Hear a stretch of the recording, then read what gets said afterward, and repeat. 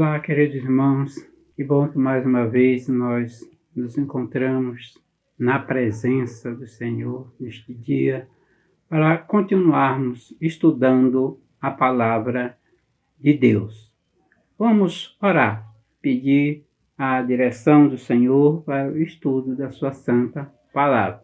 Eterno Deus, nosso Pai querido, no nome santo e poderoso de Jesus, nós queremos agradecer ao Senhor por mais um dia que Ele nos concedeu e pedir a bênção do Senhor para o estudo da sua santa palavra. Queremos que o Senhor nos dirija e nos oriente e tudo seja para a glória e honra do Senhor Jesus. Amém? O estudo desta noite está baseado no capítulo 10 de Atos dos Apóstolos, onde fala do centurião romano, o centurião chamado Cornélio. E nós vamos ler a passagem que é em Atos 10, de 1 a 8. Diz assim a palavra: Morava em Cesareia um homem de nome Cornélio, centurião da corte chamada italiana, piedoso, temente a Deus com toda a sua casa, e que fazia muitas esmolas ao povo e, de contínuo, orava a Deus. Este homem observou claramente, durante uma visão, cerca da hora 9 do dia, um anjo de Deus que se aproximou dele e lhe disse: Cornélio. Este, fixando nele os olhos e possuído de temor, perguntou: O que é, Senhor? E o anjo lhe disse: As tuas orações e as tuas esmolas subiram para a memória diante de Deus. Agora envia mensageiros a Jope e manda chamar Simão, que tem por sobrenome Pedro. Ele está hospedado com Simão, o curtidor, cuja residência está situada à beira-mar. Logo que se retirou o anjo que lhe falava, chamou 2 dos seus domésticos e um soldado piedoso dos que estavam ao seu serviço, e havendo-lhe contado tudo, enviou-lhes a Jope. Amém? Quem era esse centurião chamado Cornélio? A Bíblia já dá algumas características deste homem. Primeiro, que ele era uma autoridade militar. Ele era uma espécie de comandante de uma guarnição que estava situado naquela região. Então, este homem era um pouco diferente dos outros. Era um centurião romano da antiga nobreza, um homem em elevada posição, um prosélito, bondoso em todo o seu ser. Primeiro, o que fez Cornélio? Ele buscou a Deus com toda a sinceridade e foi. O que ele foi? Diligente nas suas orações. No versículo 2 diz que ele era temente a Deus com toda a sua casa e fazia muitas esmolas e de contínuo orava a Deus. Ou seja, é muito diferente para nós que temos conhecimento da história dos soldados romanos, dos comandantes militares romanos, a dureza com que eles tratavam as pessoas, e de repente lidarmos com um cidadão de alta nobreza, comandante militar, de uma guarnição, e que tinha um comportamento diferente. Ele era um homem que temia a Deus, ele orava buscando a Deus, e além disso, diz o texto que ele fazia esmolas, ele ajudava as pessoas que estavam em torno do seu alcance. Então é diferente, muito diferente este homem. Por essa razão, por ele ter esse comportamento de estar orando e fazendo bem às pessoas, Deus ouviu a oração de Cornélio enviou-lhe um anjo que falou-lhe a mensagem que ele precisava entender mais a respeito das coisas de Deus. Interessante que ele tinha esse comportamento, mas não conhecia, eu creio que muito pouco a respeito de quem seria o próprio Deus que ele estava servindo. Tanto é que Deus ouviu, mandou um anjo e disse que era que ele fosse até Pedro, para que Pedro viesse lhe informar ou trazer à luz o Evangelho do Senhor Jesus. Conhecido por suas muitas esmolas, todos conheciam aquele comandante, como ele era bondoso em prestar solidariedade aos mais necessitados, mais carentes daquela região. Toda aquela cidade sabia quem era aquele comandante, como é que ele se portava ali, como é que ele tratava as pessoas, como é diferente, né, de muitos que a gente conhece. Até hoje, nos nossos dias, que quando assume determinado cargo, esquece quem era, o que deve fazer, qual é o seu dever, e começa a tratar as pessoas com soberba, com ignorância, com desprezo, e assim sucessivamente. Ele era conhecido, como é bom ser conhecido por aquilo que a gente faz de bom para as pessoas. E ele era exatamente isso, ele era conhecido pelo bem que ele praticava. Piedoso, temente a Deus e tinha uma boa fama. Que coisa maravilhosa. Numa cidade, distante da sua cidade, distante do seu povo, e ter um comportamento daquele, né? Ele era temente a Deus, tinha uma boa fama, ou seja, as pessoas falavam bem dele, né? Como é bom ouvir, você está numa localidade, determinada região, e as pessoas dizem, eu conheço fulano, é uma pessoa boa, uma pessoa respeitosa, uma pessoa dedicada, uma pessoa honesta, uma pessoa séria. E assim deve ser os praticantes da fé em Cristo Jesus. Ter um bom relacionamento com as pessoas, ter boa fama, ou seja, não ter o seu nome sendo detratados pelos outros, não ter pessoas lhe acusando de ser desonesto às vezes, né? Então ele tinha uma boa fama. Respeitado por seus subordinados, versículo 7. Ele comandava um grupo, além de ele comandar uma guarnição militar, tinha sua casa, né, sua família, então ele era muito respeitado pelos os que ele comandava e respeitado por a cidade onde ele habitava, onde ele morava.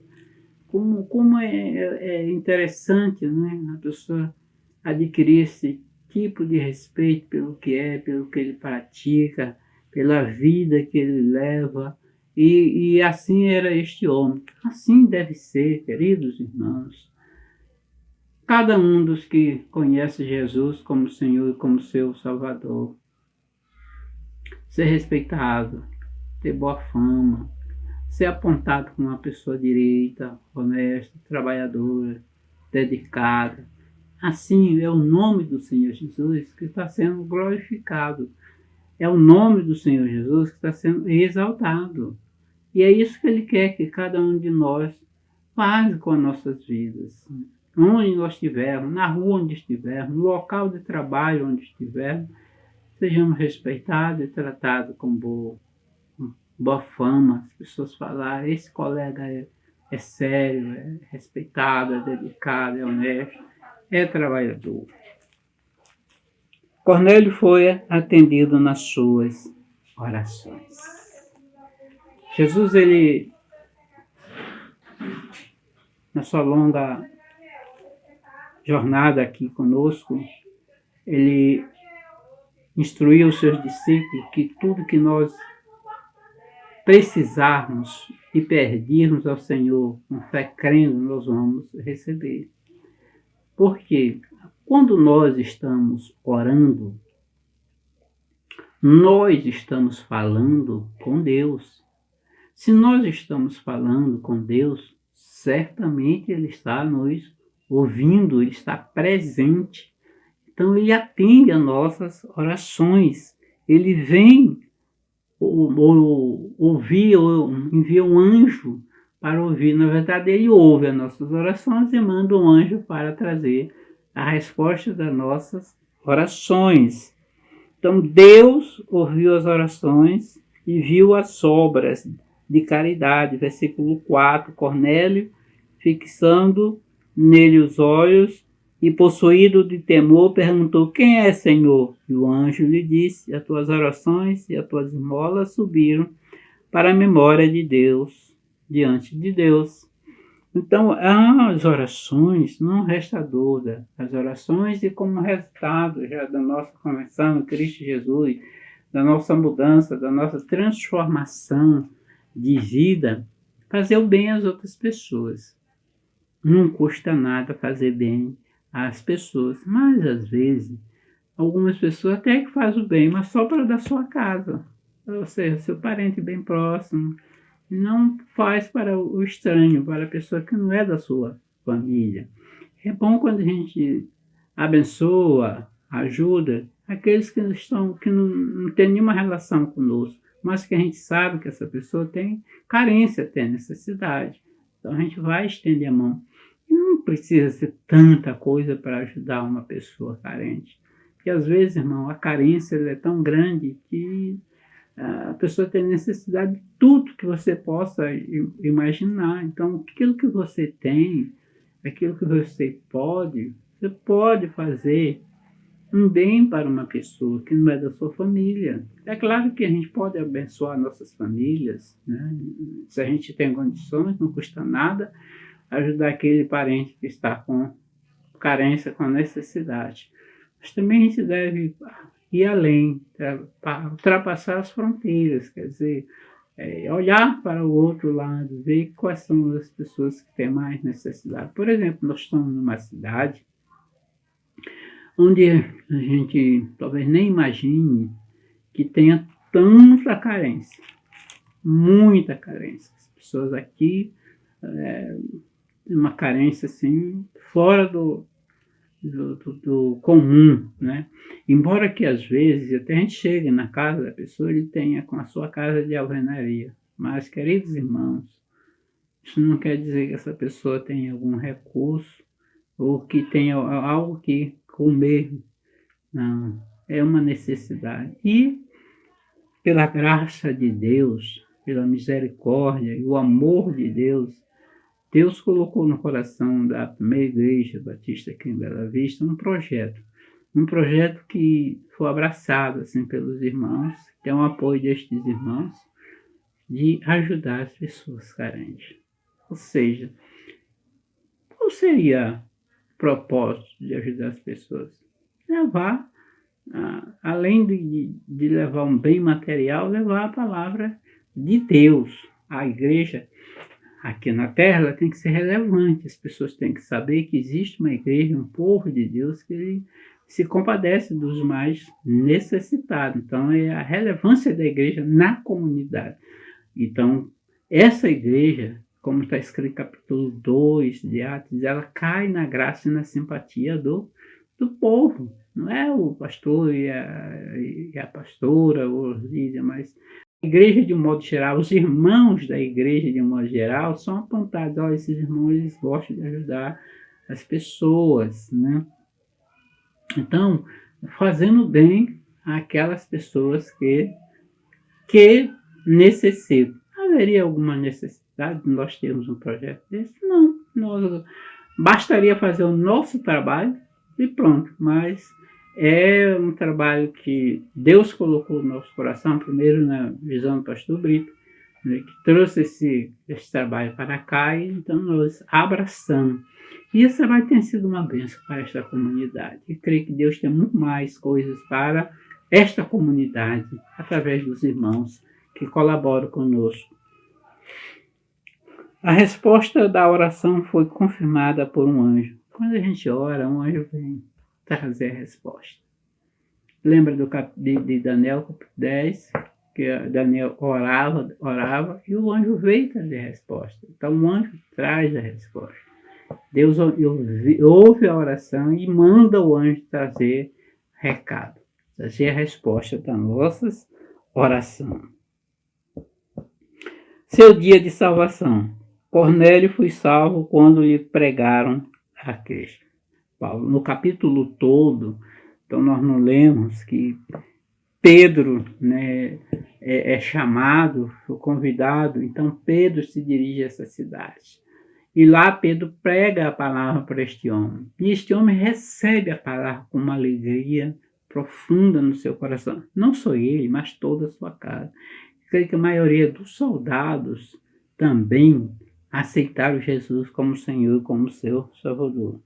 Porque ele ouviu com atenção e creu na mensagem. Quando Pedro fazia aquela explanação a respeito da pregação da palavra, e ele ouvia com atenção aquela palavra, né?